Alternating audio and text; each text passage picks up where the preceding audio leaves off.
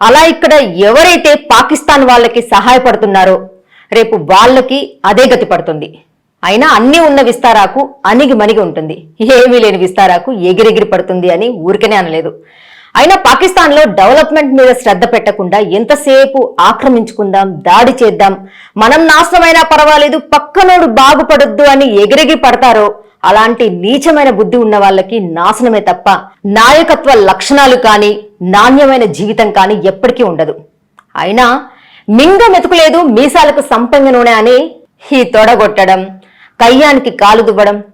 ఒక వీరుడు ఎదురుగా వచ్చి యుద్ధం చేస్తాడు, అలా నక్కి నక్కి వచ్చి గుంట నక్కల పెహల్గామాలో అమాయకుల మీద దాడి చేశారు. ఒక పాకిస్తాన్ ముస్లిం 78 ఏళ్ల వయసు ఇలా అన్నాడు, అగర్ తు పానీ బంద్ కరేగా ఇన్షా అల్లా హమ్ తెరీ సాస్ బంద్ కరేంగే, ఇన్ దరియాओं से तेरा खून बहेगा. పాకిస్తాన్ కి నీళ్లు ఆపేస్తే శ్వాస ఆపేస్తా, రక్తం ఏరులై పారిస్తా. అరే భాయ్, నీ వయసు ఏంటి, నువ్వు మాట్లాడే మాటలేంటి? రక్తం ఏరులై పారడం పక్కన పెడితే ముందు ప్రజా పరిపాలన చూసుకోండి. పాకిస్తాన్ లో పరిపాలనే సరిగ్గా లేదు.